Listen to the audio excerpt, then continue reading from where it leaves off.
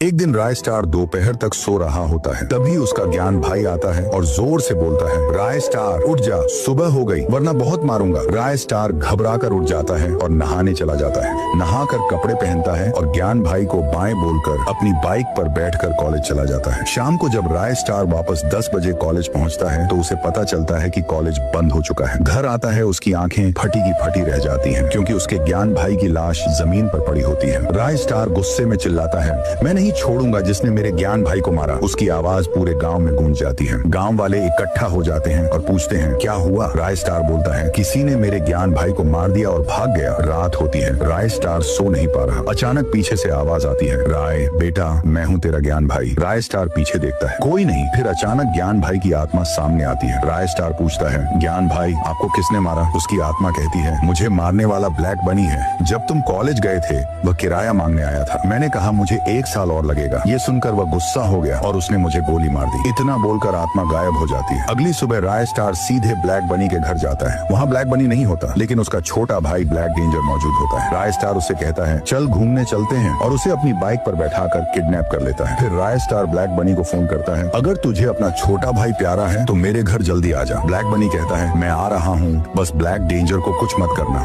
जब वह पहुँचना है वह चिल्लाता है, मेरे भाई को छोड़ दो। राय स्टार ब्लैक डेंजर को छोड़ देता है। फिर दोनों के बीच जानलेवा युद्ध शुरू होता है। धुआं, शोर, चीखें, गोलियां। जब धुआं हटता है ब्लैक बनी जमीन पर मरा पड़ा होता है। राय स्टार अपने ज्ञान भाई का बदला पूरा कर देता है।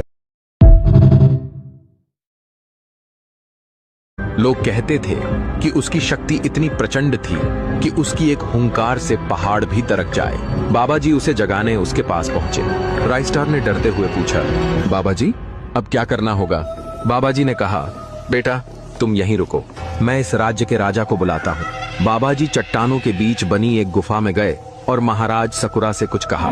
सकुरा जोर से गरज कर चिल्लाया और उसकी आंखों से लाल ज्वाला सी निकलने लगी।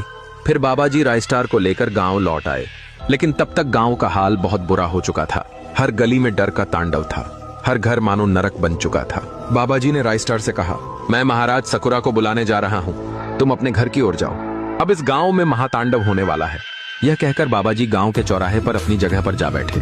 इधर गांव के लोग भी अब डर और गुस्से में हथियार लेकर इकट्ठा होने लगे। लेकिन तभी एक डरावना गीत गूंज उठा।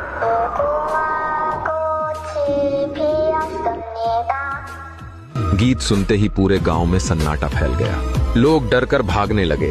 कोई अपने घर में घुस गया तो कोई खिड़कियां बंद करने लगा। वह गीत किसी मासूम बच्चे का था, जिसे बरसों पहले रूही नाम की एक छोटी बच्ची अपने गुड़िया को सुनाया करती थी। अब सबको